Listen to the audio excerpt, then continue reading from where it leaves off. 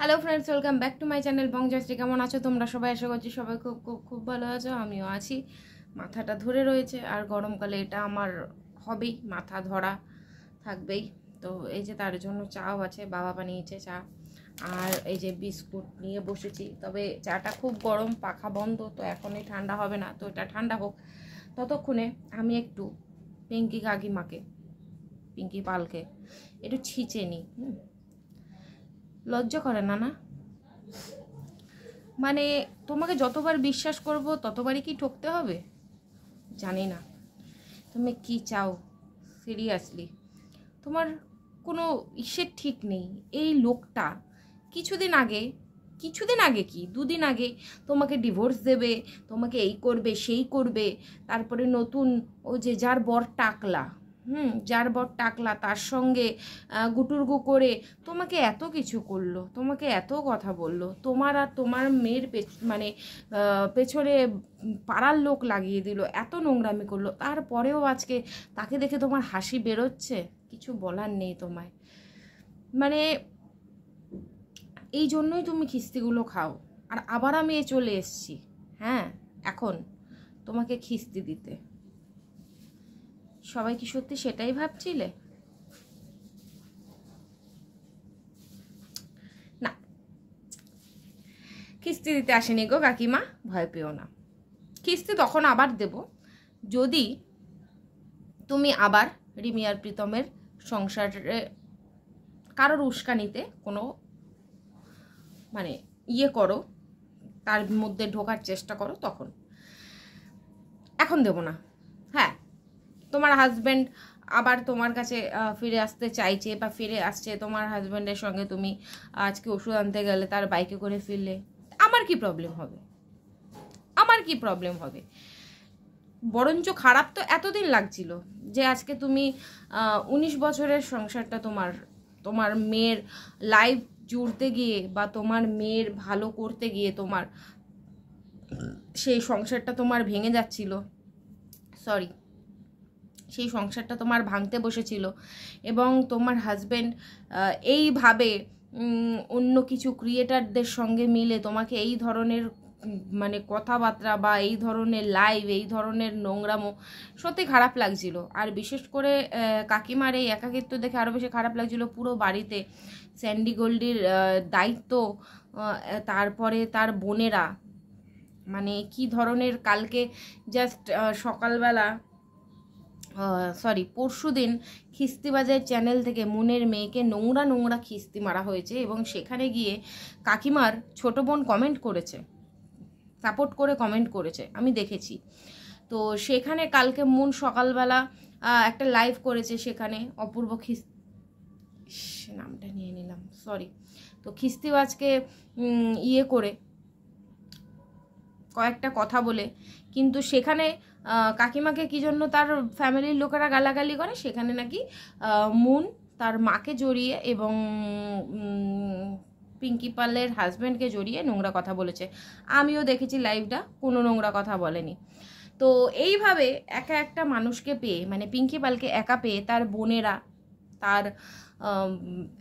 তারপরে কিছু ক্রিয়েটাররা, এমনকি কাকিমার হাজব্যান্ড, প্রত্যেকে মিলে ওই একটা মানুষের ওপর যেইভাবে মেন্টালি টর্চার করছিল, সে যতই ভালো থাকার চেষ্টা করুক না কেন, ওই বাড়িটিতে সারাটাক্ষণ একা থাকা সেই মানুষটির জন্য, মানে পিঙ্কি পালের জন্য যে কি দুঃসহ যন্ত্রণা, সেটা হয়তো আমরা যারা তাকে দেখেছি, বা মানে সে এমন একটা মানুষ, লোক নিয়ে থাকতে ভালোবাসে।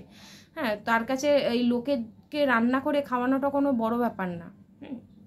তো সে সারাক্ষণ চায় তার আশেপাশে কেউ থাকুক, সে মজা করবে, হাসবে, খেলবে, এইসব কিছু। কিন্তু এখন ওই বাড়িতে থাকাকালীন কেউ তার সঙ্গে দেখাও করতে যেতে পারে না, কারণ সেটা পাড়া থেকে বারণ আছে বা তার ফ্যামিলি থেকে বারণ আছে। তো সেই জায়গা থেকে দাঁড়িয়ে ওই মানুষটি এতদিন একা ছিল, পিঙ্কি পাল এতদিন একা ছিল, সেটার জন্য বরঞ্চ খারাপ লাগছিল। কিন্তু আজকে যখন দেখা গেল যে কোথাও না কোথাও পিঙ্কি পালের হাজব্যান্ড, সেই হাজব্যান্ডের জায়গা থেকে হোক বা কোনো কিছু প্ল্যানিং নিয়ে হোক, প্ল্যানিং কি আছে কি না আছে সেটা তো কিছুদিন পরেই বোঝা যাবে। তবে আপাত মস্তক দৃষ্টিতে যেটা দেখা যাচ্ছে সেটা হচ্ছে সে কেয়ার করছে, কাকিমার কাছে আবার ফিরে এসেছে। তো যাই হোক, ভালো কথা। কারণ 19 বছর সে আজকে যে যাই বলুক না কেন, এর থেকে 10 বছরের বড়, ওর থেকেও 10 বছরের ছোটো, যে যাই বলুক না কেন, 15 বছর মানে 19 বছর আগে এটা জেনে শুনেই 10 বছরের বড় না 10 বছরের ছোট, লাইকেশন করানো না লাইকেশন করানো না, সব কিছু জেনে শুনেই কিন্তু কাকিমাদের বিয়েটা হয়েছিল। তো সেই জায়গা থেকেই এই মানে একটাই কথা বলবো যে কারণেই হোক, কাকিমার উপর ভালোবাসা থেকে হোক, কেয়ার থেকে হোক, বা কোনো প্ল্যানিং নিয়ে হোক, কাকিমার হাজব্যান্ড, পিঙ্কি পালের হাজব্যান্ড যে ফিরে এসেছে, তার জন্য সত্যি মন থেকে খুবই আনন্দিত। এই কারণেই যে পিঙ্কি পালকে আর একা থাকতে হবে না, মানুষটি সত্যি একা হয়ে পড়েছিল। আর আমি কমেন্টে দেখলাম একজন কমেন্ট করেছে যে রিমি কষ্ট পাবে না। আশা করি রিমির কষ্ট পাওয়া উচিত না।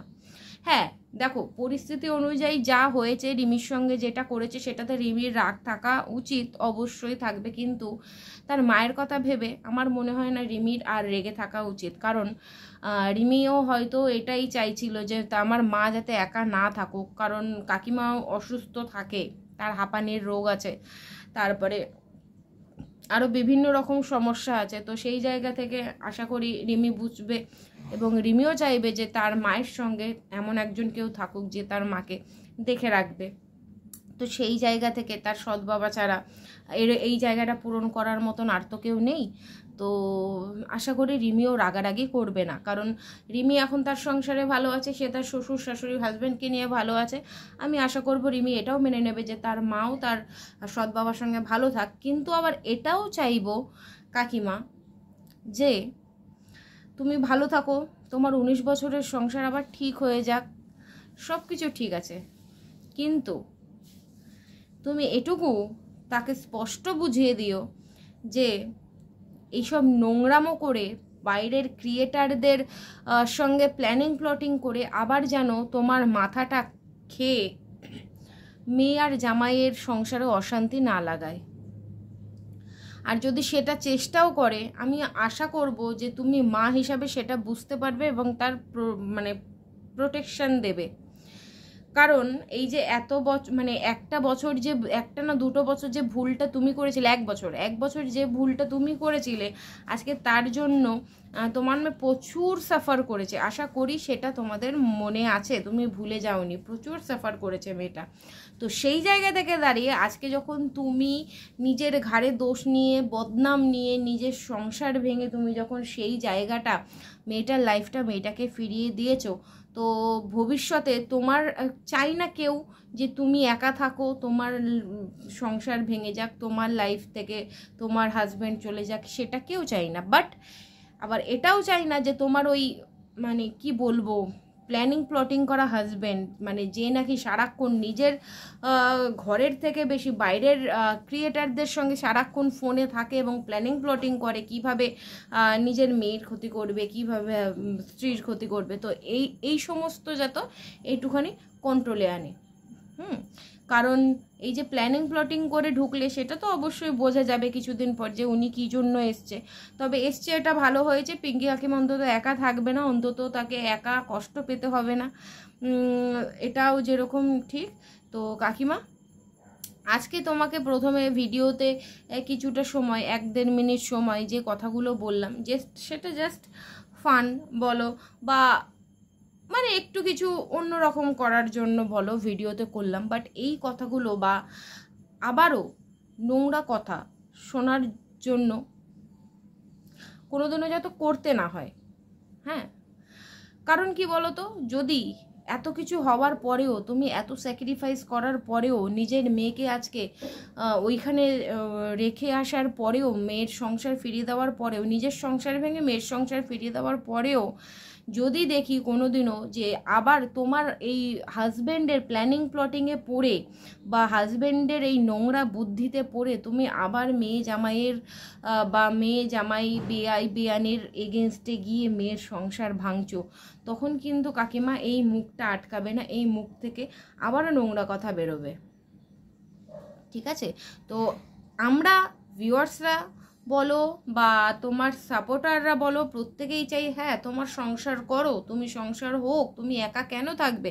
আজকে এতগুলো বছর তুমি সংসার করেছো, তুমি মেয়েকে মানুষ করেছো, তুমি মেয়েকে বিয়ে দিয়েছো, আজকে নিজের চেষ্টায় তুমি নিজের সংসারের কথা না ভেবেও মেয়ের পাশে দাঁড়িয়েছো, মেয়ের সংসারটা গড়েছো। কিন্তু সেই জায়গা থেকে দাঁড়িয়ে আবার তোমার হাজবেন্ড যদি এখন চেষ্টা করে যে প্ল্যানিং প্লটিং করে তোমার ঘরে ঢুকে তোমার মেয়ের সংসার আবার ক্ষতি করবে, সেটা যেন না হয়।